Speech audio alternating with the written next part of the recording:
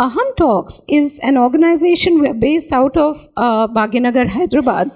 And our aim is to see that we are able to bring the correct narrative, the truthful narrative on matters that affect the nation. It can be history, it can be politics, it can be social issues, but whatever it is that is now garnering the attention of the nation, demanding the attention of the nation, we feel that we need to provide a platform in a city like Bhagyanagar for people to listen to the truth. So I'm delighted that I'm having this opportunity to contribute to the cause of Netaji. A leader that I'm sure just as all of you, I also do hold in great regards. Chandrachudji will be running us through a couple of slides. We'll take about 20-25 minutes to do his talk with us, post which I would be requesting Dr. Sanyalji to please share his views for about 20 minutes, and then we will have an open Q&A. All right? So thank you so much. Thank you for coming. Request Chandrachudji to please take over. Thank you, Monica ji, for the wonderful introduction. Before I go into the subject matter, I have to express my deep gratitude to both Aham Talks, Monica ji and Rahul Dewan ji, for doing this evening. Thank you very much, and it's a privilege to be here, to be presenting some information, sharing some information which I have already written in the book, but to be talking to you about it, and particularly in front of Dr. Sanjeev Sainal, that makes me a little nervous, because it's not easy to lecture in front of a man of his stature. But here we go. So this is the book, the official launch in Delhi, although it has been released nearly 2 months ago. One thing that I'm not going to do today is to tell you about Netaji's biography. We are not here for that. So what I will do is I will pick up a few themes, just a few pointers for highlighting them, for discussing them, just to bring out what we have been missing, what we have not been talking about Netaji, because I will come to the explanation part later. But why are we talking about Netaji this year? Because 2022 is a very important year. It's the 75th anniversary of our independence, and also the 125th birth anniversary of Netaji. So, by a stroke of luck, as luck would have it, Netaji was born in 1897, and we got our independence in 1947. So, the gap of those 50 years, independence celebrations will always be linked with Netaji, whether any government wants it or not. So, that's the role of destiny. That's how destiny plays it. So this is a particularly important year, and a lot of things that we need to do. I will again talk about it later, but here, this is about the book and some of the happy readers. A lot of people are happy. I've got both brickbats and bouquets, and I just got a very constructive feedback from Sanjeev, which I will very seriously think about. Thank you for that. This is just the highlights. Born in 1897, goes to Presidency College. 1916 he is expelled. 17 he goes to Scottish Church, joins the Indian Defence Forces. He wanted to join the Bengal Regiment but couldn't make it, so he joined the Indian Defence Forces, the University Corps. Then he goes to Cambridge, comes back in 1921. In 1924 he is appointed the CEO of the Calcutta Corporation, and 24 he sent packed off to the Burmese prisons without any trial, without any evidence, and kept there till 1927. So then, as soon as he is released, he faces Gandhi, the clash continues, builds up. He becomes mayor of Calcutta, then a series of arrests, then he's exiled, goes to Europe. These are the broad elements that we all know about. So I'm not going to delve into those. The big question that I'm going to pose in front of you is, we know these things about Netaji, but how much do we really know? So I use this metric about the published collected works of Mahatma Gandhi, or Pandit Jawaharlal Nehru, and Netaji Subhash Chandra Bose, the three stalwarts of the freedom struggle. So if you measure those 25 years of public life of Netaji, 1921 to 1945, and compare it with Panditji and Mahatma, the collected works of Mahatma Gandhi for those 25 years have 29,000, nearly 30,000 printed pages. In contrast, Jawaharlal Nehru has nearly 9,000. And Netaji's published works, printed number of printed pages are only 3,000. That's 1/3 of Mahatma Gandhi and less than half of Pandit Nehru. So does that mean that Netaji Subhash Bose spoke any less or wrote any less? Certainly not. He was one of the busiest politicians, busiest leaders, storming across the country. Aaj yahan hai, kal wahan hai, and writing letters, writing theses, writing newspaper articles, giving speeches every day practically. So where have all those gone? Why don't we find those in the collected works? That is a big question to ask. And related to that, I actually started a petition with change.org. Vijay is here, who's running this campaign, helping us to run this campaign. Because I'm asking the central government, firstly, to publish a proper collected works volume, which includes everything from the contemporary newspapers, the speeches, the articles, and documents lying in private collection and foreign archives. We still haven't got those in one place. As a result, you open the website today, type Mahatma Gandhi, with a click of a mouse, those 98 volumes are in front of you free. The Series 1 and Series 2 selected works of Jawaharlal Nehru are available for free at the click of a mouse. But there are 12 volumes published for Netaji's collected works. Most of them are out of print. And the young guys, the students today have no access to his original works. And that's a tragedy. We should be ashamed of that fact. But I mean, that is something that I wanted to highlight. So I requested the government first to publish the complete works of Netaji and also to set up a Netaji Research Center. Because Netaji what has happened with Subhash Bose is he has vanished from the mainstream political discourse. So we find discourse revolving around Gandhian philosophy with Nehruvian ideology, a bit of Sardar Patel thrown in, Baba Saheb Ambedkar is there, even Jayaprakash Narayan, Ram Manohar Lohia, they are also featuring in those debates, discussions. Subhash Bose is missing. How can he go missing? A man of his erudition, a man of his foresight, he has achieved so much, practically handed us our independence, he is missing. So that has to change, and if for that we need a research center, a Netaji Research Center. No, don't confuse with the Congress directed Netaji Research Bureau. That's another sad story. So we need a research center. So these are my two requests. I have put up the standees here. So please do sign. Tell your friends, family to sign. The more signatures we have, it will strengthen our case. We can go to the Prime Minister requesting him for these two things. You can just scan these barcodes and your signature will be uploaded. Now, the big question today is, when Prime Minister Modi decided to rename the Andaman Nicobar Islands, there was this plethora of articles in newspapers. Oh, BJP is appropriating Subhash Bose. Now, that was funny because, we have lost all sense of historical context. The big question is, who is appropriating Subhash Bose? Everybody has been appropriating Subhash Bose. Because Subhash Bose stood for the nation. He did not stand for any political group or any particular ism. So, this quote actually speaks volumes about his foresight. This was his words in 1939. India must think of herself first. It came back during Prime Minister Modi's electoral campaign in 2014. India first. In another avatar.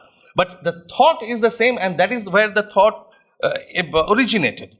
That India has to keep, all those mushy morality and preaching and telling what is good, what is bad, separating evil from good, all those are there. But in 1939, in 1940, India was subjugated. India was a colony of the British. So the first objective at that time was to attain independence, attain freedom.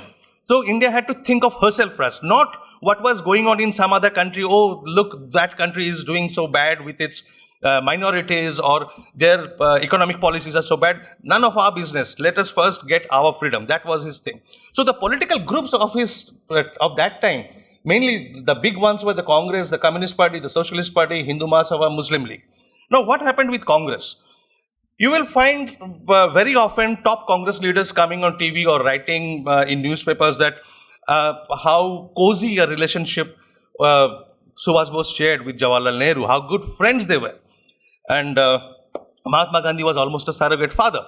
So that, in those terms, we have a tradition of censoring historical facts. We have a tradition of papering over unpleasant facts to make it look pleasant. And we cheat ourselves by doing that. So let's quickly have a look at what the reality was. This is another example. This is a letter, a joint statement issued by Subhash Bose and Vittalbhai Patel. I got this a few weeks ago from the French archives. Unfortunately, we still don't have it here in our archives, or it has never been published. So this is an original statement signed by both of them, Vittalbhai Patel, the elder brother of Vallabhbhai Patel, and Subhash Chandra Bose in Vienna, 9th May 1933, where they were asking Gandhi to relinquish the leadership of the Congress. Gandhi was described as a useless piece of furniture. So that is in 1933. That is the tone. In 1928, Subhash Bose starts opposing Gandhi. Gandhi is mad with him, but can't do much because Subhash has the backing of the Bengal youth and the Punjab youth, the Maharashtra youth behind him. He has already become a youth leader. And to some extent, to a great extent, Jawaharlal Nehru is siding with him, except for the times when they had to really make a decision. That is when Jawaharlal Nehru would always go back and fall at the feet of the Mahatma and go back to him. But otherwise, they were always together, mobilizing the youth. And in the book, I have quoted this government report, which was secret at that time, that the Viceroy of India was writing at that time that for the first time, the word independence has gained a proper meaning out of its academic meaning. Now, these guys have made it appear that they mean business. So, Subhash and Nehru, Subhash and Jawaharlal, these are the two names constantly keep coming up in government files at that time. And Subhash throws a challenge that he would not agree for dominion status, fights the next year when Gandhi says, okay, we are announcing independence as Congress goal. He says, why do you want to announce independence as a goal? Why don't you just declare it? Let us set up a parallel government. And Gandhiji goes hopping mad. He says, he ridicules Subhash in the strongest of languages. He says, you might be strong, you might pick up and you might be able to pick me up and throw me away, but that doesn't give you that wisdom. Congress does not have the organization to raise the national flag even in 1,000 villages. So he completely overrules Subhash, and the same logic, however, gets overturned by himself in 1942. Not much had changed in 1942 from 1929, but then Gandhiji becomes impatient in 1942 and says, quit India. So, the same person in different times have spoken in different languages. That is not the case with Subhash. He was constant. He was for independence, complete independence, and never minced his words for it. Now, that was the relationship with Gandhiji. Gandhiji, even when Subhash Bose was elected or selected Congress president in 1938, Gandhiji writes to Sardar Vallabhbhai Patel that I find him completely unreliable. He is not dependable at all. So, that is the mentality with which, that is the mindset with which he is reluctantly appointed the president, because there is no one else for that year. Jawaharlal Nehru had been president for the previous 2 years. Sardar Patel refused to become the new president, and there was nobody else of that national stature. So Subhash was reluctantly given, and when the next year he wants to remain president, the whole Gandhian establishment goes after his life. So they don't want him at any cost. He has to be thrown out. And that is when Subhash Bose writes to his nephew Amirnath Bose, nobody has done more harm to me personally and to our cause in this crisis than Pandit Nehru. This is his handwritten letter. So talk about friendship. Of course, there was friendship. There was camaraderie. They were together, and there were a lot of similarities in their economic and political outlook, mental outlook even. But there were fundamental political differences, and the differences, Subhash Bose has written about this trait of Pandit Nehru of repeatedly surrendering to Gandhiji's personality in his Indian struggle also, which he wrote in 1934. So that was in 1939. And in 1940, this is Nehru's criticism. This one is Nehru's criticism of Subhash. Subhash has gone off the rails and has been behaving badly in many ways. Apart from principles and policies, Subhash's methods of work are difficult to put up with. So Nehru can't tolerate Subhash anymore. And from jail in 1940, in July, August, from July onwards, 1940, Subhas was in jail. Just 6 months before he left the country. And from there, he writes to his elder brother, Sarat Chandra Bose. The latest phase of Gandhiism with its sanctimonious hypocrisy. These are very strong words. These are very strong words. And these are not one-off things. Many people try to portray these as one-off things. Oh, just a momentary anger. No, these are very well thought out sentences. The latest phase of Gandhiism with its sanctimonious hypocrisy is sickening to a degree. One is forced to wonder which is a greater menace to India's political future, the British bureaucracy or the Gandhian hierarchy. These are very, very strong, damning words. And I mean, these are not to be taken lightly. And in the same letter, he writes, thinks about the Indian independence, post-independence scenario. And he says, if power goes into the hands of such mean, vindictive, unscrupulous persons, who are these mean, vindictive, unscrupulous persons he is referring to? To the Gandhian High Command. Who were the Gandhian High Command at that time? It was Jawaharlal Nehru, it was Sardar Vallabhbhai Patel, it was Kripalani, it was Rajagopalachari, Bhulabhai Desai. These were the stalwarts who actually, Maulana Abul Kalam Azad, they rule the country practically after independence. So these are the set of people, and many people try to downplay this friction, this clash of points of view and personality conflict. But this is very serious. If power goes into the hands of such mean, vindictive and unscrupulous persons when Swaraj is won, what will happen to the country? Gandhiism will land free India in a ditch. So we smile when we have a wry smile on our face when we see our Prime Minister say that Gandhiism can wipe out terrorism from the world. If free India is sought to be rebuilt on Gandhian non-violent principles, India will then be offering a standing invitation to all predatory powers, something that we repeatedly saw from 1948 to 1962, even 1965. So these were his words for the Gandhian leadership. But at least I have to appreciate the honesty of Panditji at the fag end of his life, speaking to Taya Zinkin, a British journalist and wife of a British ICS officer. He actually admitted that he had done wrong to Subhash. And these were his exact words. It is true, I did let Subhash down. I did it because I had realized that at that stage, whatever one's views might be about the way India should develop, Gandhi was India. So I subordinated myself to Gandhi, although I was in agreement with what Subhash was trying to do. I suppose it is right to say that I let him down. So I don't need any other historian or any other analyst or any Congress leader's certificate about the relationship between these two. These are Panditji's own words. Now, the other big group, the Communist Party of India. Now, a lot of people don't know this, that Manavendranath Roy was the man behind sending invitation to Subhash Bose and the son of Deshbandhu Chittaranjan Das, Chiraranjan, to be invited to be called to Moscow for the 4th Congress of the Communist International. Subhash, the police records say that Subhash was not interested and he turned the offer down. And later on, writing from the Mandalay jails to his elder brother again, to Sarat Bose. Sarat Bose was his political confidant, so he wrote his mind to him like to nobody else. So those are the best letters that you should read if you want to know Subhash's actual thoughts. So he writes to Sarat in 1926 that my political complexion is not so red as some interested and malicious people would have the government think. That's a very mild statement, but this is a gem of a statement. And this tells us about his attitude, his outlook towards the global revolutionaries that India had produced. People like Birendranath Chattopadhyay, more famously known as Chatto, and the likes of him, who were permanent revolutionaries stationed abroad.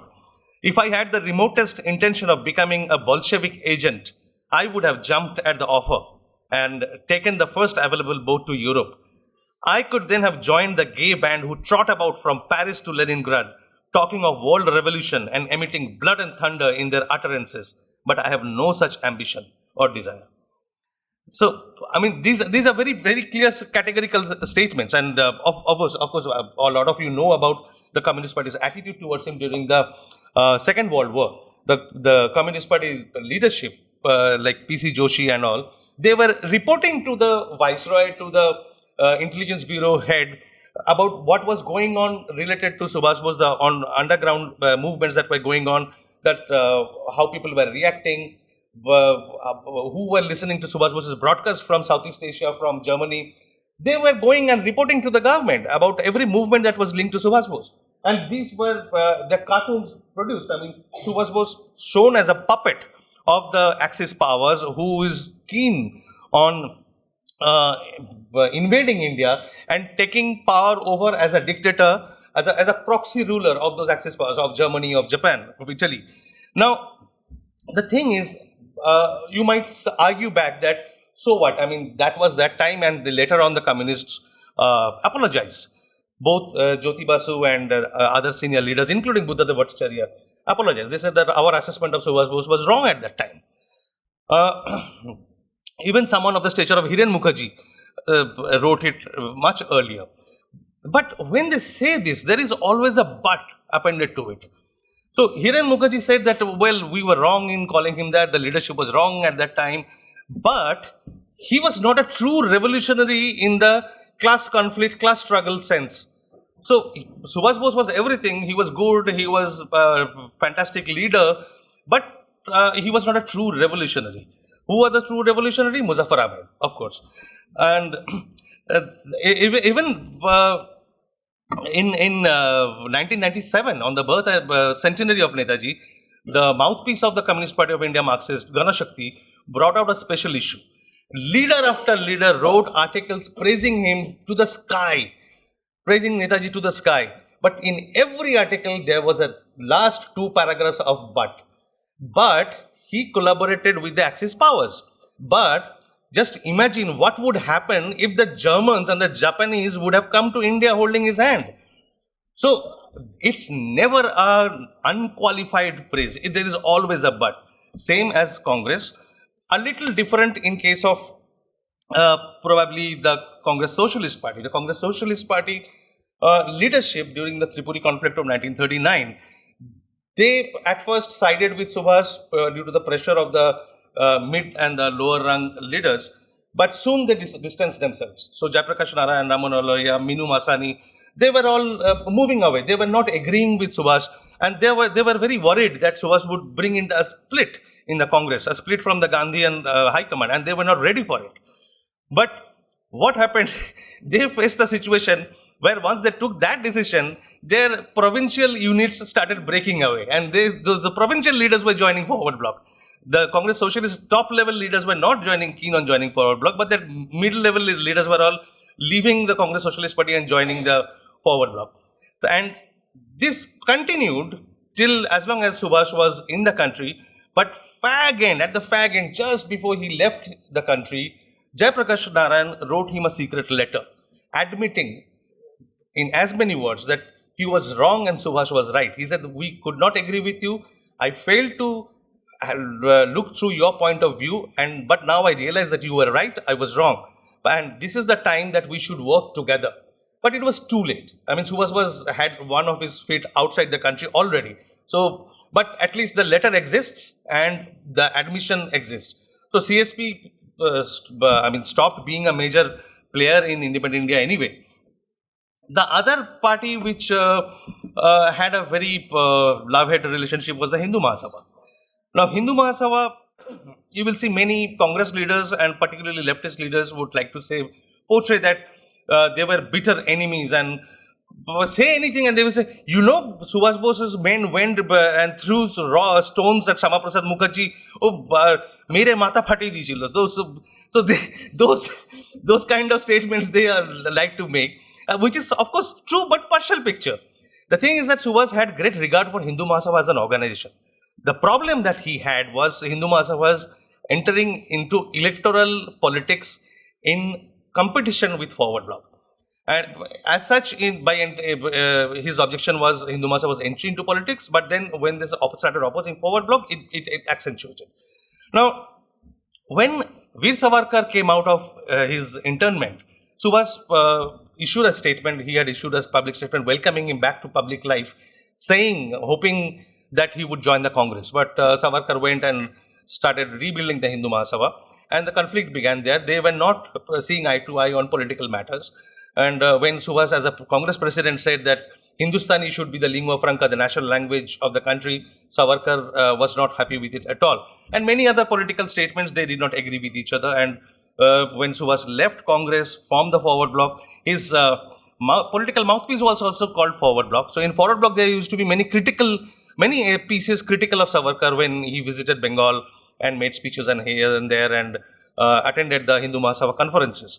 But there was one piece, a large article written in end of 1939 when Savarkar visited Bengal, and that article tells us a lot about Subhas Bose's attitude, the real attitude towards Savarkar.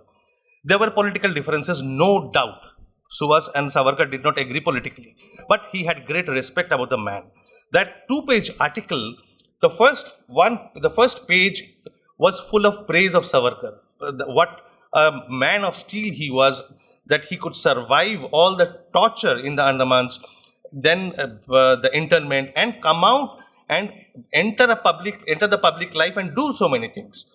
The point of criticism was there that Savarkar was probably overreacting to Islamic fundamentalism. The Muslim fundamentalism, he was overreacting. That was the sole criticism in that piece. That piece was not written by Subhas himself, but one of his close comrades. And it is inconceivable that the piece was published without Subhas Bose's approval. In 1940, Subhas met Savarkar, was very disappointed with his attitude, and he felt that Savarkar was not aligned with the developments, the global developments that were going on, and how to utilize that to win India's freedom. And he was only concerned at that time to get the Hindus recruited into the British Army, and Subhas did not agree with that approach. So he was disappointed. He tried to show what he was trying to do from the later half of 1939 and first half of 1940, when he was still free, was to create a platform around Forward Bloc where he could get elements from different parties, the elements whom he called the progressive element. So he was trying to get people from different political groups, the progressive politicians, onto a platform. For this, he sent one of his close aides, Trailokanath Chakraborty of the Anushilan Samiti, popularly known as Maharaj. He sent him across India, and Maharaj roamed across India from Uttar Pradesh, United Provinces, to Punjab, central provinces, and met all leaders of different political hues. But unfortunately, and the plan was to get all of them together to infiltrate the British Indian Army and create an uprising, a mass uprising involving the Indians in the British Indian Army. But before that plan could materialize, in July he was arrested and thrown into the prison. Now, when Subhas left India, practically nobody bothered much. Savarkar stood out as one of the few politicians, national level politicians, who gave a public statement. And he said that wherever Subhas is, the good wishes of millions of his countrymen are with him. And may he achieve the goal for which he has set out. So that was a very striking statement at that time. And even after that, neither Shyama Prasad Mukherjee nor Savarkar have spoken negative or anything negative, critical of Subhas in the manner the communists or the other political groups have done. This is not to be an apology on behalf of any political group, not for the Hindu Mahasabha or the current BJP or anybody. I'm just telling you the historical truth, the facts as they were. So, and for those who claim that Subhas's men went and broke Shyama Prasad's head, the fact is that at that time, any political group who was opposing Subhas faced the same fate. So people have remembered, because we distort our historical narrative and hide and highlight suitable, convenient facts. What people don't remember, because they have not been told, that it was not only Shyama Prasad whose head was broken. The other man whose head was not only broken, but he was thrown on the ground and beaten up, was a man called Surendra Mohan Ghosh. And Surendra Mohan Ghosh was the head of the Bengal Provincial Congress Committee. So, I mean, it was not that only Shama Prasad, there were others also. So that's the kind of the relationship that he shared. But in a nutshell, we'll tell you that why, he remained an elusive personality for all these political groupings, the formations, the ideological formations. He didn't belong to any ideology or to any political group. It was nation first, it was nationalism first. So he would do anything that was required to get India's independence. He was not there to satisfy the ego of the Gandhians or the political cravings of the communists or the Muslim League or the Hindu Mahasabha. That was Subhas. Now, this criticism about Subhas being an Axis collaborator. Now, here's a funny quote. And I would like you to guess, if you have not read the book already, I would like you to guess who said this. This is a quote about Mussolini and spoken in 1927.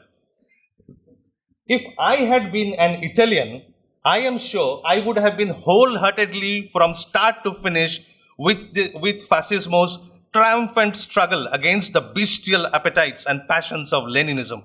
I could not help being charmed, as so many other people have been, by his gentle, simple bearing and his calm, detached poise, despite so many burdens and dangers.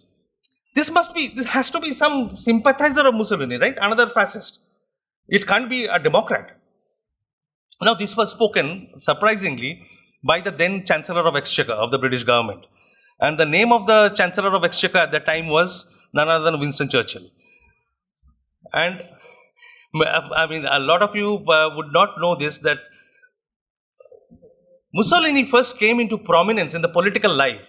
The person who was responsible for bringing him into active political life was also the person who was in charge of writing India's Constitution of 1935, the Government of India Act 1935, Samuel Hoare. He recruited Mussolini at a weekly fee of £100. So, and these are the same people who point fingers at Subhas Bose when he sought alliance with Mussolini solely for the national cause, not for any ideological inclination, but only for the desire to liberate India, to take their help to liberate India. And many people say that, he did not speak out against the Germans. This is a letter from 1935 when he was coming back. He was about to come back from Germany. This is Subhas Bose writing to Franz Thierfelder, director of the German Academy, a high-ranking Nazi official. He says, I regret that I have to return to India with the conviction that the new nationalism of Germany is not only narrow and selfish, but arrogant.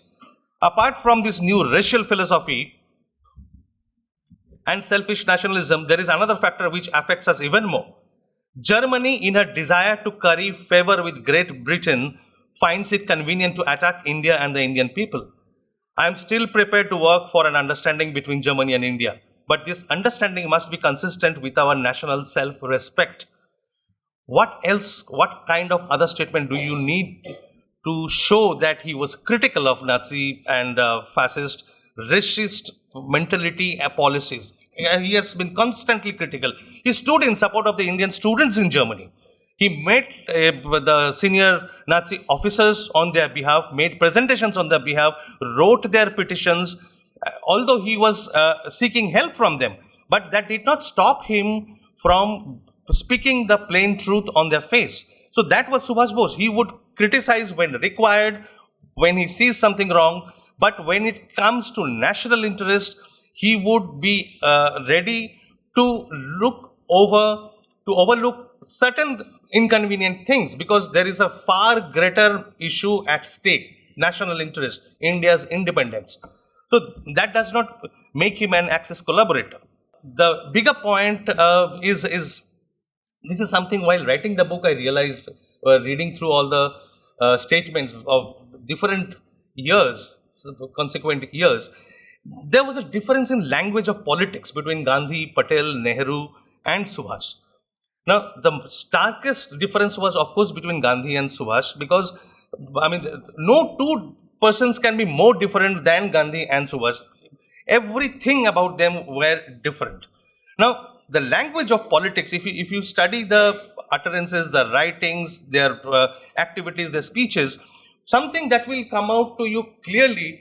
And it is also admitted by Gandhi in writing in one of his letters to the Viceroy later on, that his primary goal was emancipation of humanity, reforming humanity.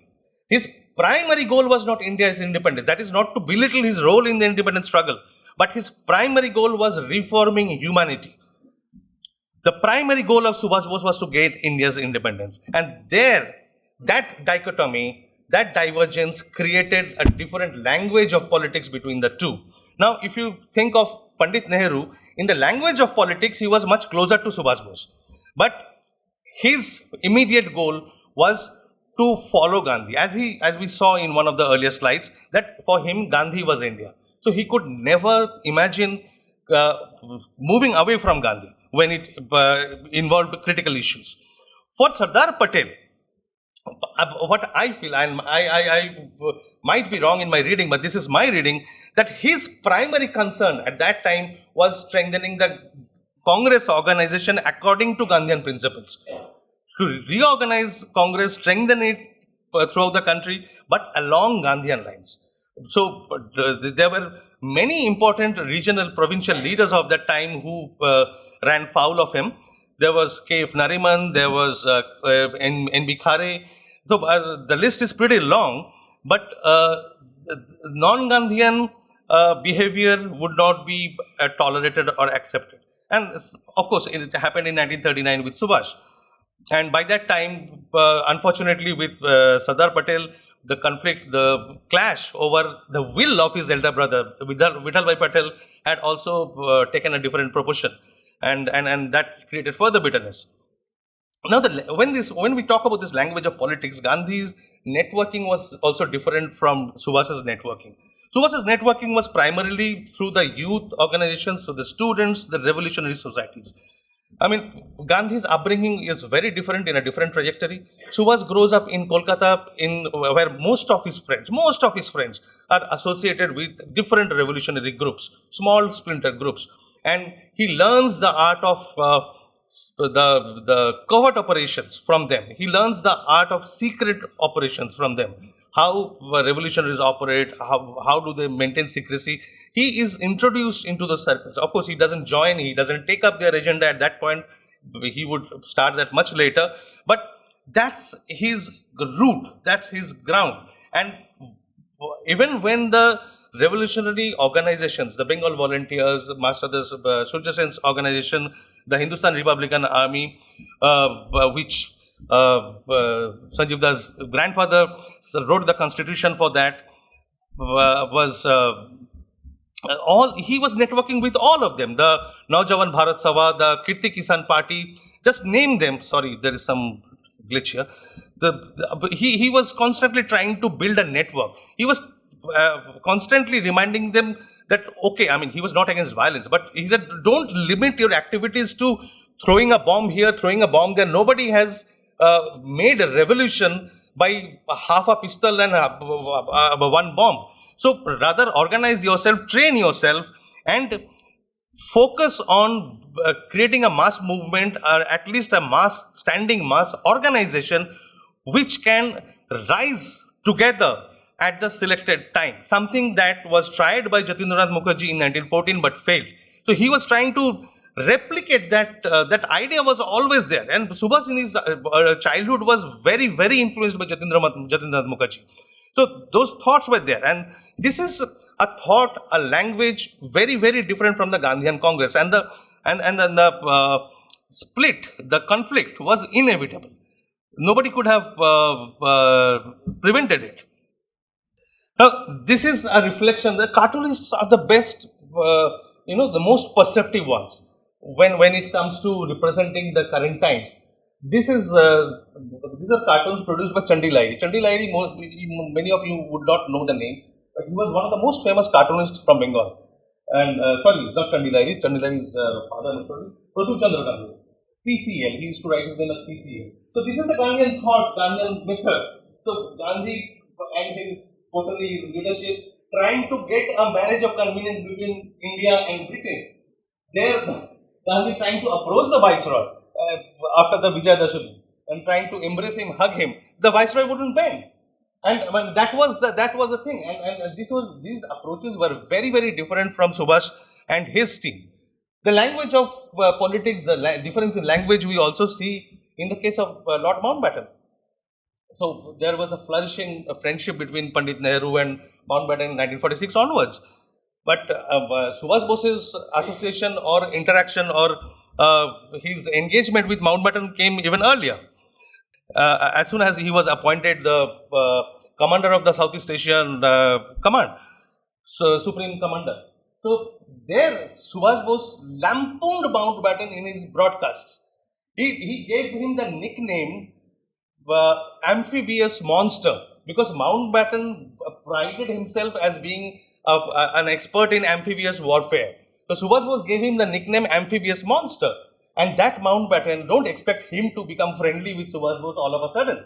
So the first thing that he does when he lands in Singapore is to blow away the INA Memorial, the dynamite the INA Memorial. And this is that difference. And if this Subhash Bose came back to India in end of 1945 or 1946, do you think this Mountbatten could have come and taken the position as the viceroy or could have operated the way he did, seamlessly, smoothly with Pandit Nehru? There could have been no chance if this man was here in India. And there lies the root of many secrets. And this is a man who grew up. These are lines, these are very fantastic lines. He wrote at the age of 18 that he was discussing with his friend Hemanta Kumar Sarkar that what kind of persons should we become? What are our ideals? What are our goals? What should we strive to attain? And at the age of 18, he decided that this is what he wanted to become. He said that this is my goal. This is what I want to become. Every human being should strive to become the embodiment of the past, product of the present, and prophet of the future. I haven't seen a better articulation of goal even in management textbooks. So these are the words of an 18-year-old. INA independence. Professor Kapil Kumar, he is here. He has also dealt with this in detail in his book. I won't go into the detail. Baba Saheb Ambedkar was not really a great friend of Subhash Bose, but these were his words. These were his words. I mean, he credited Subhash Bose, the INA trials, and Subhash Bose for the hasty retreat of the British Raj. And not only Baba Saheb Ambedkar, even Savarkar did the same thing in 1962 in his last interview to Panchajanya, which Vikram Sampath has given the extensive interview in his second volume of Savarkar's biography. Now, this is something which is astonishing. And many of you know the story, but I don't think many of you have seen the letter actually written by Justice Phani Bhushan Chakraborty, when he was acting governor of West Bengal, and Clement Attlee came visiting India and spent a couple of nights in Bengal Raj Bhavan. And there, Phani Bhushan Chakraborty, the acting governor, asked him, what were the key elements, key reasons, why did you leave so hastily? Why did you run away? And what was the role of Gandhi's Gandhian movement in your retreat? So this is what he said. I mean, these are these words. Whatever Attlee told him that it was primarily due to the unrest created by the trial of INA and Subhash Bose's impact in the Indian political scenario at that time, which led to the revolt in the Royal Indian Air Force, followed by the Royal Indian Navy, and the massive student unrest across the country over the INA trials. That's when they realized that they had lost the loyalty of the British Indian Army, the armed forces, the Indians in the armed forces, many of whom were being decommissioned. They were being sent back to the villages. And that is the first time when they get to know about the INA. Before that, there was a complete blackout on INA and Subhash Bose. No Indian knew, except those who could clandestinely listen to Subhash Bose's broadcast. Nobody knew that what was going on there, what Subhash Bose was doing, and there was this creature called INA, the Indian National Army. And when it came out in the open, in the media, they were so astonished, taken aback, and there was an instantaneous autonomous uprising across the country, which came to great use for the Congress party in their electoral campaign in 1945-46. And Congress used it very nicely. Even Panditji put on a black coat, and you will see in social media, I have to refer to social media time and again because that's where the debate is happening and where it goes on. And you will see that, Panditji also argued for them. I haven't been able to find a single word spoken by him in the Red Fort trials. Although he he did the photo op. This is what Attlee told him. Now, the point is, should I trust Attlee or should I trust JNU historians? Attlee was the person who decided to grant dominion status, transfer power to India. He was the decision maker, and he is the best person to give the real reason, and that's what he did to P.V. Chakravarti. And P.V. Chakravarti wrote this letter to Ramesh Chandra Majumdar. Ramesh Chandra Majumdar unfortunately did not publish it in any of his history books. He published it in his Bangla autobiography. So this has remained inaccessible to many people. And this book, unfortunately, again is out of print. All good books are out of print.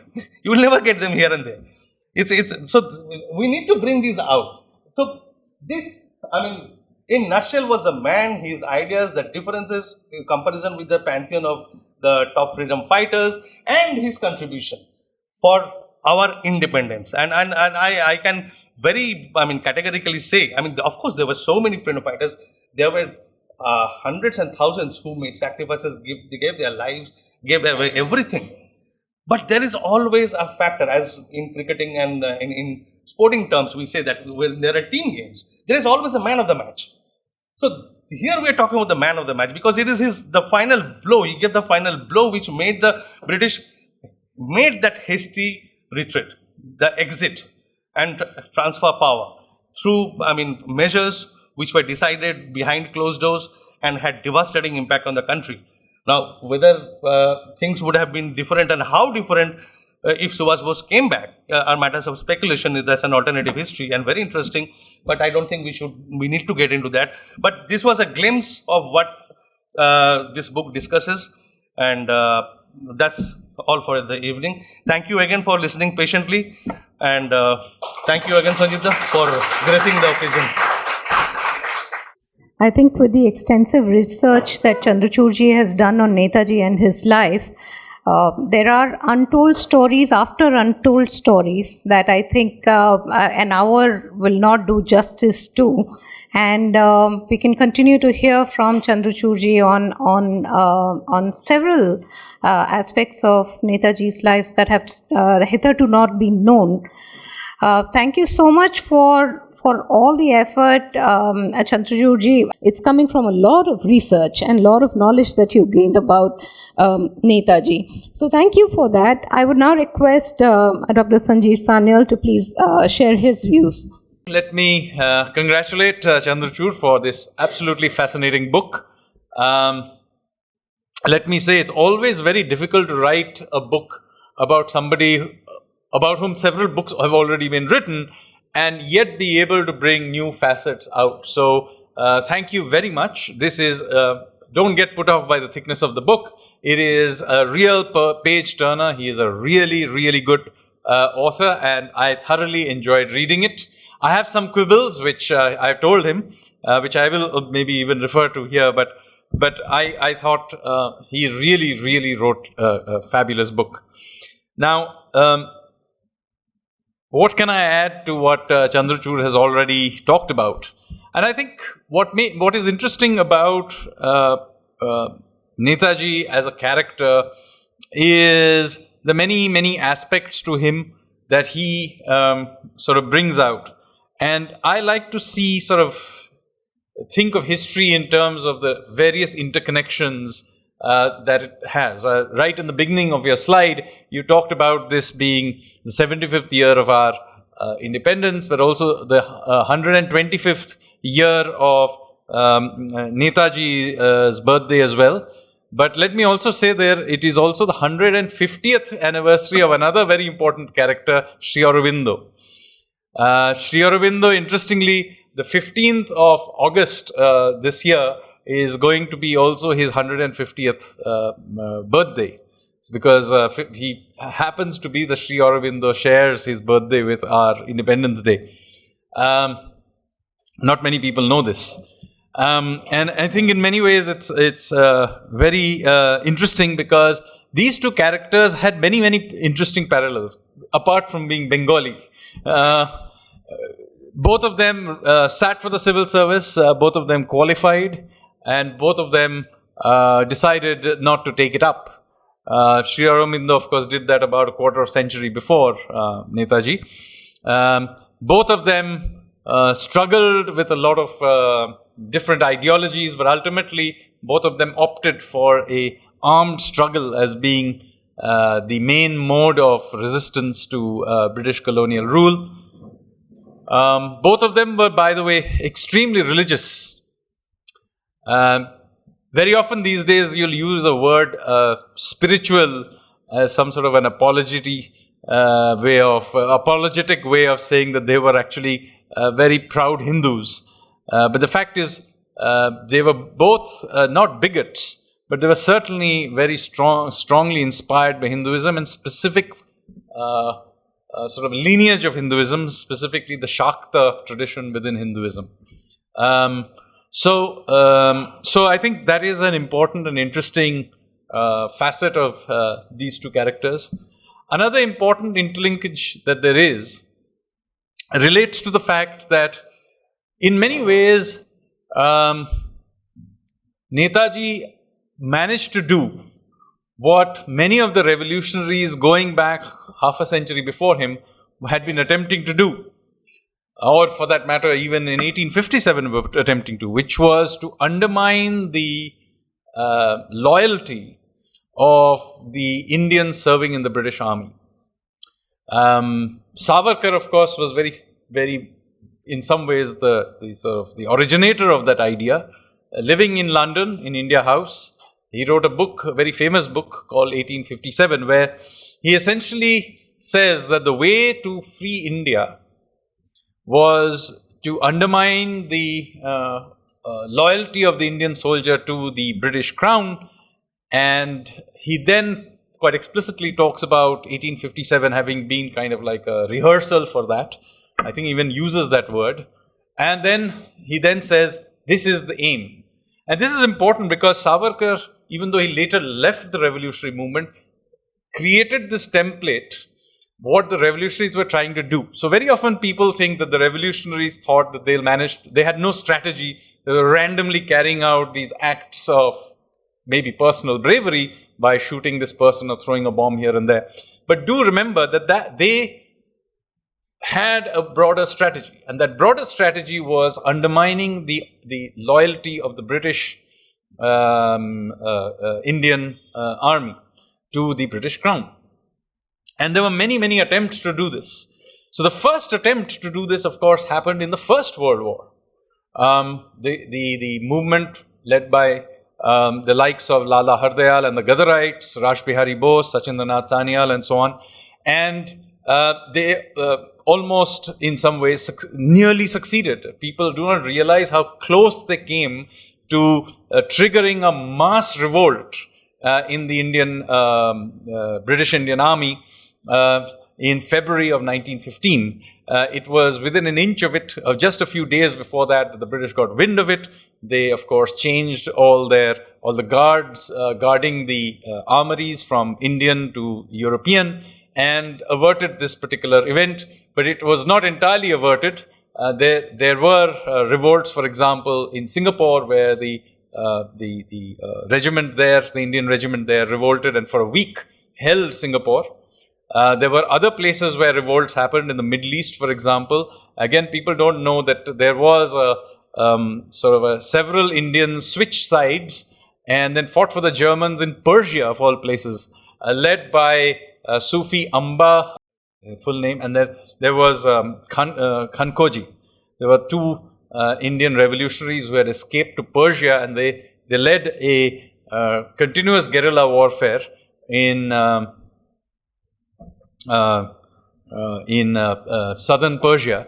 And interestingly, the person against whom they were carrying out all these raids and so on was Daya, who later on, of course, became infamous because of the Jallianwala Bagh massacre.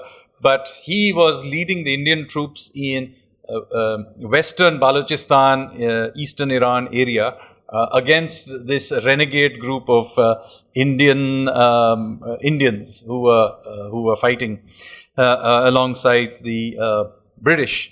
There were again, even after that failure, there were several more attempts in the First World War. There was a major attempt to land large amounts of rifles on the Odisha coast. which Bagha Jyotin, by the way, was waiting for. Many of you wonder, what was he doing in Balasore when he got trapped and killed? Well, he was hanging around there waiting for this large shipment of 25 or 30,000 rifles, which the Germans had acquired in North America, and of course US hadn't entered the war then, and they were supposed to ship it all the way to and land it there. It didn't happen because of a variety of reasons, but again, I'm giving you a sense of the fact that there had been many other attempts, and of course many of the leaders of this movement were caught. Bagha Jyotin himself was caught. Sachendra Sanyal was sent off to Kalapani, and so on. And of course, Raj Bihari Bose ended up in Japan. And in the interwar periods, this sort of effort was kept up. So there were many inspirations from the world at that time, and again, not much remembered today. But a particular inspiration to the Indians of the interwar period were the Irish and the IRA, the Irish Republican Army, and the revolutionaries of the interwar period got together, and they formed something called the Hindustan Republican Army underneath the Hindustan Republican Association, and it was directly named after the IRA. Its constitution had said, not my grandfather, but my granduncle who wrote that constitution of that. And they were also trying to foment trouble in various ways. At that time, there wasn't a war, so the army had shrunk and people had gone back. But remember, the Rowlatt Acts were created precisely because the British were afraid that these returning soldiers who had been radicalized by the Ghadarites before and during the war, were now going to come back, and they had lost their fear of killing the white man. So they were really afraid that these guys were going to revolt again, and that's why the Rowlatt Acts were created. And that, of course, led to a spiral that ultimately ended in the Jallianwala Bagh massacre. But do remember that it had all to do with the revolutionaries and the Ghadarites. The impression you get that the Jallianwala Bagh massacre was all about some Congress party meeting that was supposed to have happened in Jallianwala Bagh, but Kichlu and so on got arrested, and that may have been the proximate reason. But the real background to it and the real reasoning behind it was the fear that the British had about the Indian soldier turning against him, and you had all these large numbers of Indian veterans coming home. And there was genuine fear that they were going to revolt. So I'm just giving you some sense of these kinds of things that were going on. And so in the interwar period, there were continuous attempts that they were trying to do to trigger in some way a sequence of events that would cause this upsurge of Indians and specifically veterans to rise up. And that is the context again in which the Chittagong armory robbery has to be seen. Because, it's not like Masterda didn't know that, his small little band is not going to end the British Empire. Of course, he knew that. But what was he trying to do? He was trying to recreate the Easter Day uprising that had happened, which had been a rather small uprising in Dublin and Ireland, and it had been completely put down. But it led to a sequence of events that led to Irish freedom. And so it's interesting that Ireland, which is right next to Britain, by the way, and is a very small place, was able to become free in the 1920s. Whereas we took another quarter of a century to become free.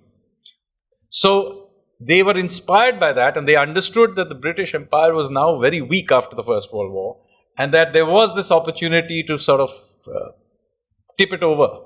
It's a different matter that, various movements, including the non-cooperation movement, which had nearly taken it to the tipping point, was suddenly withdrawn after the Chauri Chaura incident, and sort of the whole thing fell apart. But I'm just pointing out to you the idea of causing a revolt was always at the tip of, at the cutting edge of what the revolutionaries were always trying to do. And of course, this is the background in which you need to see what Netaji attempted to do in the Second World War. Chandrachud talked about his ideological moorings. The point is, Netaji was neither a communist, nor was he a fascist. In fact, in many of his writings, he talks about, the fact that, Nehru in particular was veering towards a communist line of thought. And he said, this is ridiculous. This whole idea of there being an end state of ideology is itself wrong. And he talks about how, ideas evolve. So again, very important here to understand that basically Netaji was a pragmatist. He was a pragmatic nationalist. He wasn't really tied to any particular ideology. He had a particular goal, which was freedom. To the extent he had any framework, he was, as I said, a nationalist in that was what freedom was what he cared about. At different points in time, he imbibed various ideas. So he was very much inspired, incidentally, by Vivekananda and Sri Aurobindo. He was open to the many left-wing ideas at the same time. In the 1930s, he was talking about, for example, the importance of the public sector to sort of ramp up rapid growth.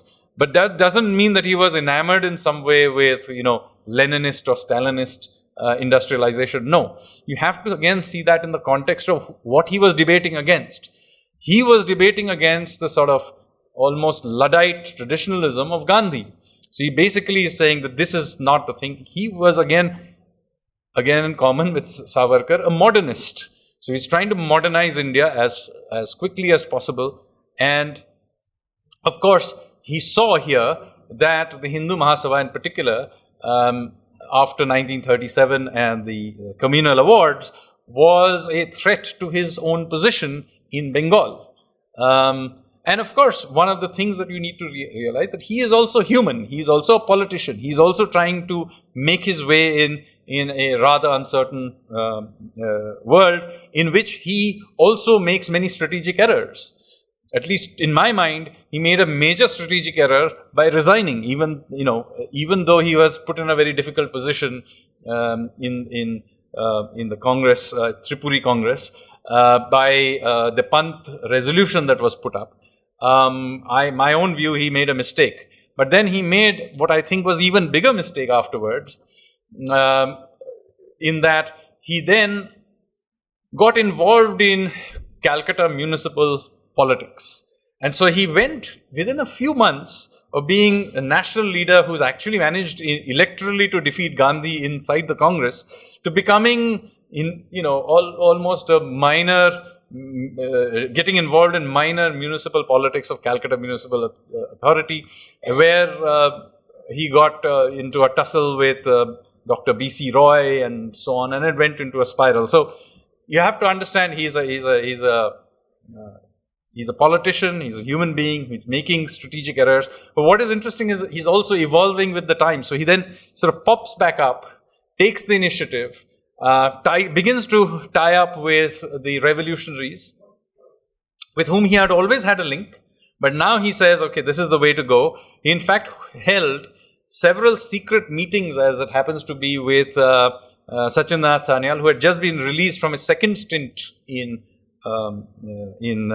cellular jail, and they were and his son Ranajit would recount how the Japanese council, as early as 1938-39, so this is well before the war has started, they were already meeting in secret locations to discuss what would happen if a war had started. So it's not like Netaji comes up with the idea of tying up with the Axis powers and so on after the Second World War started. He was already in touch with the Japanese before the war started. And the reason, of course, they were in touch with the Japanese is very simple. Rash Bihari Bose was in Japan for the last quarter of a century, and he had been the last guy who had attempted to do this revolt in the Indian Army. And of course, there is a succession of events. He escapes, goes to Germany, comes back. But do remember, Rash Bihari Bose is the guy who actually set up the INA. But he was very old by this point in time, and he passed on the baton to Netaji because he didn't think he could carry on leading the movement. And of course, Netaji himself led the INA. Militarily speaking, it was a failure. But as Chandrachud points out, it did then trigger a great deal of unrest following the INA trials, and it did ultimately, the Netaji personally and of course the revolutionaries more widely, did manage to trigger the one thing they were attempting to do, which is a major revolt in the Indian armed forces, which did happen in 1946 with the naval revolt. And this is one of the reasons why the history of the naval revolt is almost never told to us. Because if you knew about the naval revolt, then the rest of the story makes sense. If you didn't know about this particular event, nothing makes sense. They were the same chaps trying to do the same thing for about half a century. They had been attempting to do this from the 1900s, and many of the same characters are trying to do this. So that what is the other interesting thing about this is that many of these same characters keep popping up. It's Sachindranath Sanyal, pops up in the before First World War, during First World War, comes back in the interwar period, comes back again just before when the world's war starts. Raj Bihari Bose almost manages to kill the Viceroy in 1912 in Chandni Chowk, right here.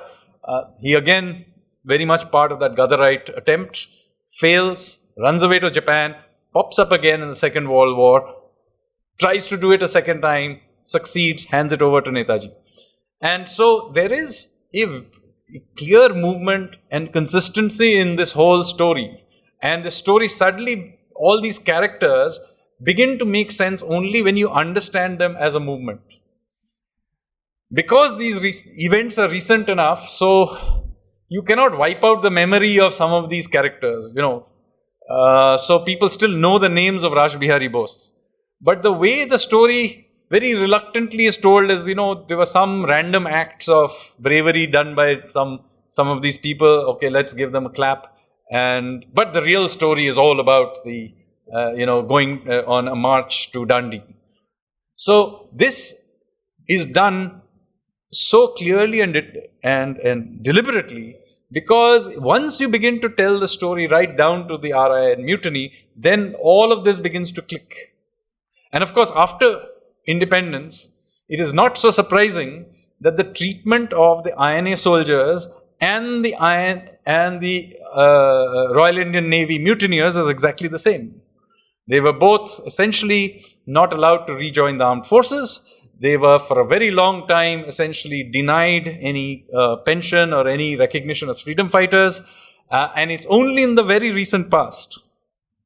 So, year before last was the first time the INA veterans were taken along on the Republic Day parade.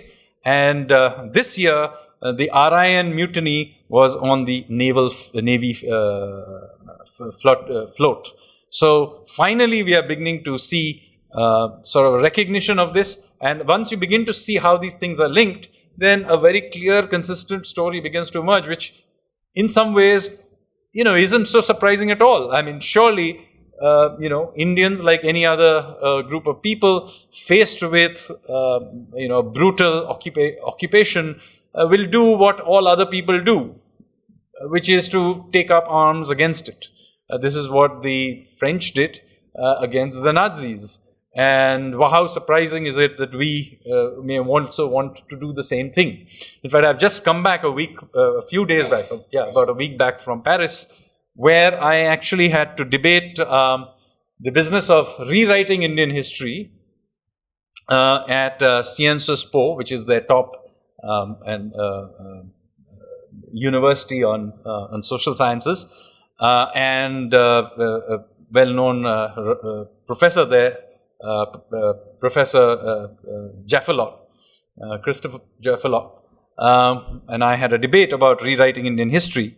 But their general attitude is, somehow there is this expectation that Indians were somehow wrong to have had an aspiration of armed revolt against the British, when I told them, do you have the same view about your resistance against the Nazis?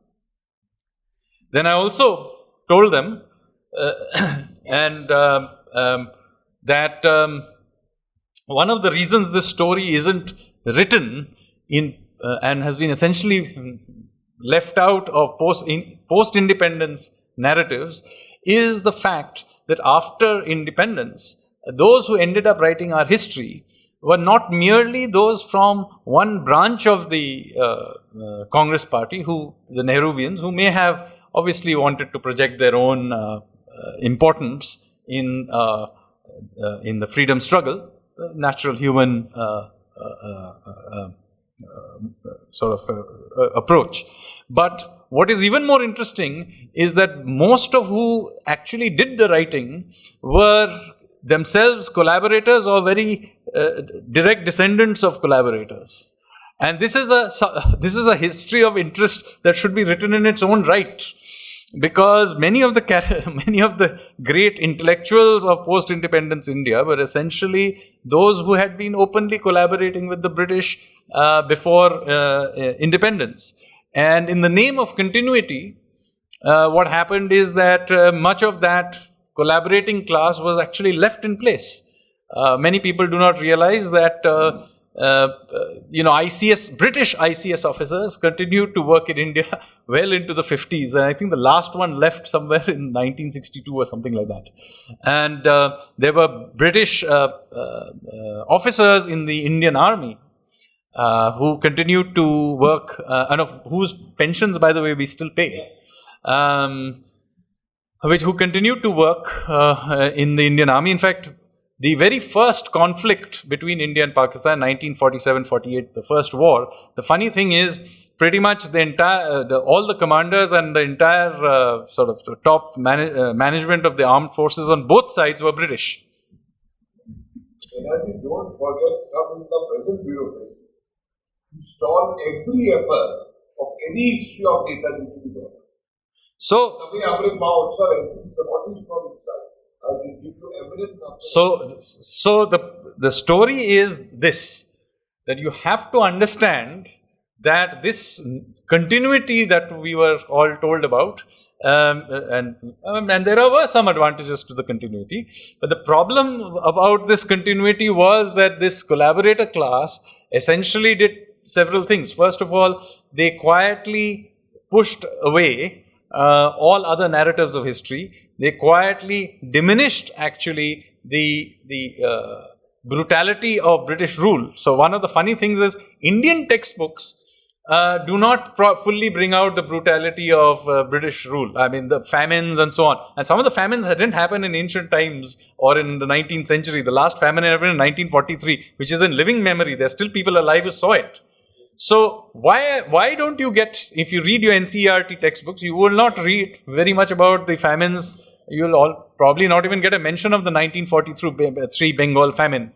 But there are 5-6 full pages about the introduction of cricket in India. Please read our NCERT textbooks. It's just astounding. So the point is that the reason is this. In the name of continuity, a certain collaborator class continued in power. They did not want the other story to be told, particularly since this collaborator class had been particularly brutal to the revolutionaries. Many of them have acted as informants. Many of them had acted, actually carried out as officers and so on, extremely brutal acts against the revolutionaries, killing them, beating them up. Remember, in places like Kalapani, the top guys may have been British, but much of the torturing was done by, sorry to say, Indians. So this collaborator class then unfortunately became the dominant intellectual class of India. And so not surprisingly, people like Subhash Bose were inconvenient characters. So it required almost 75 years of being independent for us to be able to install his statue on Rajpath. And even then, we have opposition to it. So when I said all of this in Paris, by the way, Christophe Jaffrelot got very, very annoyed. And so I had to point out to him that, and so in order to explain what the problem was to a French audience, I said, it would have been the equivalent that after the Second World War, the history of what had happened had been written by members of the Vichy regime. And that is essentially what happened to us. Sadly, the video recording of this debate will not be available for obvious reasons. So anyway, let me say that this is a particularly good occasion to talk to all of you because, as I said, I really like this book. There are some changes I would prefer in the end because I think for some reason Chandrachud decided to go thematic in the end. Just when things are about to heat up, he goes from a sort of a time series effort to a more thematic effort, which I thought didn't do entire justice to some of his arguments. I think we should retain the historical narrative because you do that after having retained a certain style for 3/4 of the book. And at least in my view, if you do another edition of it, find some way of straightening it out so that the narrative is a little more linear for the average reader. Certainly it would be much easier. But otherwise, fabulous book, lots of interesting material in it, and thank you very much. Thank you. I'm glad that Dr. Sanyal made a reference to the initiative being taken by the current government in revising some of the syllabus. That's just one thing that I wanted to put on record, that we have a lot of expectations from the current disposition. History is one of them. Correcting of history is one of them. And that is when heroes like Netaji will get the justice that they so deserve. We are opening up the session for Q&A. How true was Gumnami, the movie? And two, what do we hear about the family of Netaji Bose? Why is it so that they are so against revealing the truth? See, both the questions are not related to the topic this evening. Gumnami, I would not discuss. I mean, it's completely out of syllabus. And secondly, but show me somebody who goes to Rahul Gandhi to know more about Jawaharlal Nehru. Why should we even talk about the Bose family? Well, I'm Kapil Kumar. I did the museum at Red Fort on Netaji, and I've just published a book also on Netaji. One is that I compliment you because this is another nail in the coffins of those who have been conspiring since 1945, not only to suppress the history of Netaji, INA, his disappearance and other things, but also to suppress the loot of INA treasures.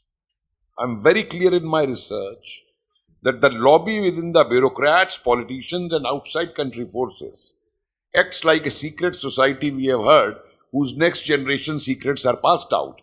Because we discovered 7 treasures of INA, and it is completely, and I'll prove you with my book now, with other forthcoming book now, certain things. I was very happy, sir, when you mentioned Raj Bihari Bose. Because it is not only Raj Bihari Bose. Raja Mahendra Pratap is there in Japan, and he is to be made the first INA, Independent League and Bharat Sarkar Prime Minister, which Netaji came, of Azadin Sarkar. But he overspelled certain things and the Japanese were angry, so it was decided on Netaji. There is Pritam Singh, there is Amar Singh, and Puri. They are all in Japan and all when this is discussed it out. And then they go and they ask General Mohan Singh to come into this kind of a thing. That's one. But there are so many hidden facts. And my request to you is, sir, that if 2-3 things are made available to us scholars, IB files will never come out, but there are certain military records. For example, out of 66,000, nearly 28,000 perished. And all the INA people who had crossed over, all British Indian soldiers who had crossed over to the INA, those records are there with the army in every unit who had crossed over. At least we know we need those records. Bharat Bhushan आर्य दिल्ली से मैं चंद्रचूड़ जी से पूछना चाहता हूं कि शाह नवाज जी का क्या role था नेताजी की मृत्यु की घोषणा में? सर, पहला ऑफिशियल इंक्वायरी कमेटी बनाया गया था जिसका चेयरमैन थे वो शाहनवाज खान. जो कमेटी में शाहनवाज खान थे, नेताजी के बड़े भाई सुरेश चंद्र बोस थे और अंडमान निकोबार के चीफ कमिश्नर थे उस टाइम का. तो ये 3 मेंबर कमेटी बनाया गया था. तो उसका चेयरपर्सन थे शाहनवाज खान. तो शाहनवाज खान का तो साफ साफ कहना था कि नेताजी की मौत हो गई 1945 में. ये तो मतलब established.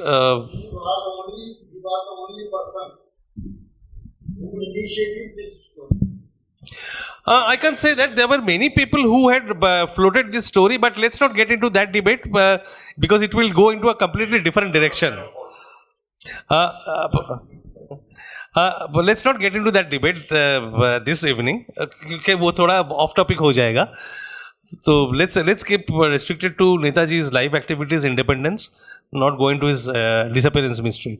Sanjeev da ne ek bola, I wanted to add that about suppressing history. One of the facets of the Royal Indian Navy mutiny that it has been suppressed is the 2 leaders of the Indian National Congress who played the most active role in bringing down or stopping that mutiny went on to become the Prime Minister and the Home Minister of Free India. So I don't think any government will criticize itself. Sir, my name is Kalpit and I'm from the Observer Research Foundation.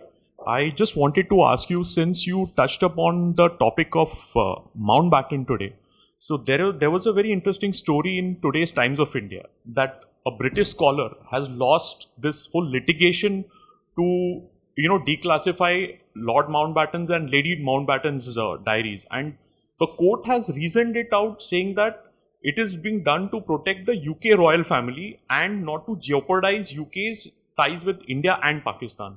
So what is the what do you think could this It's difficult to say, it's difficult to speculate. I don't want to speculate on that, but let me tell you the kind of responses that I got when I started the transparency campaign, the RTI campaign on Netaji files, Netaji documents. And it took me many months to get my head around it. The first response I got from the Government of India, Ministry of Home Affairs in 2006 was that if we declassify files on Netaji, the documents on Netaji, 2 things will happen. First, our relations with foreign countries will get spoiled. There will be damage. And secondly, there will be law and order situation within the country.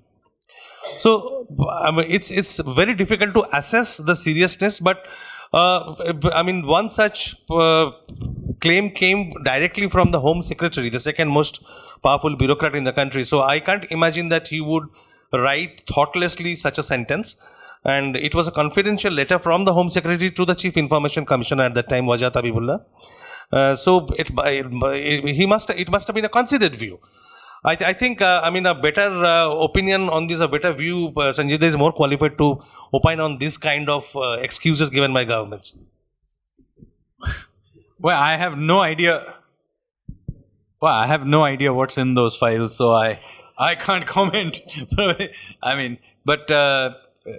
I personally think that, incidentally, I don't also have a particularly strong view one way or another about what happened to Netaji after the crash. So it's not something on which I really have a strong view or have researched.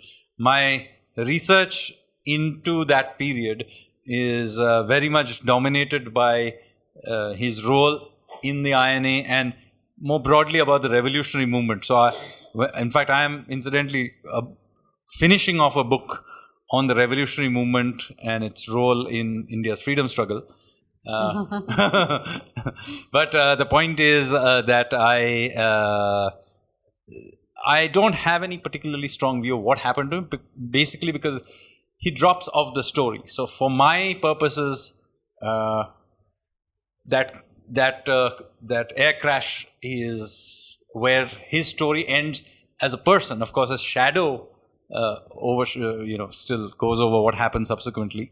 But I'm not sure what would be there in those files that would jeopardize our relations with foreign countries after 75 years. I really don't know. Incidentally, I am very curious about what it is. But I will certainly send you a copy of Conan Ramayana, and I'm quite sure that you will like reading that book. Good evening, everyone. Myself, Himanshu Khatri. So I served in the Government of India as IRS officer for 6 years. Then I resigned in 2020, and now I'm into education sector. And I have some of UPSC aspirants here with me. So, sir, two questions. One is, what should be the advice to the UPSC aspirants? This rechurning in history, it is happening, like you mentioned that you were in Paris talking about rewriting of the history. New scholars are coming up who are bringing different history. So therefore, like from the perspective of, because there are 10 lakh aspirants who prepare every year for UPSC, who appear in the UPSC every year, right? And these are the people who ultimately go into the civil services. So what would be the advice to the UPSC aspirants? Because what should they read? और sir दूसरा part ये है कि एक suggestion भी है, अगर UPSC एक क्वेश्चन पूछ ले, then these 10 lakh people, they will start studying different things. See, I mean, clearly we are in a time of transition. I'm not from the education ministry, so I can't answer why or how they intend to carry out changes. I do know that there's a lot of effort and debate going on, but what they are doing, I am not in a position to answer. But let me say that for all the cribbing that happens about textbooks, which even I do, we should also look at how far we have come in this.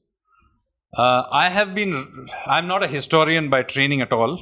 I'm purely trained to be an economist, and that's my profession as well. But I began writing books about 15 years ago. And I can say that the Overton window of what can be written has so radically changed. Let me tell you, you attempting to publish this book 15 years ago would have been an impossible task. Even today, there are problems happen with that incident with Bloomsbury, for example, a year ago. But let me tell you, you attempting to publish this book 15 years ago or even 10 years ago would have been an impossible act. And now you are publishing in very mainstream publishing houses like Penguin. I would argue that that is an extraordinary shift that we need to celebrate. Secondly,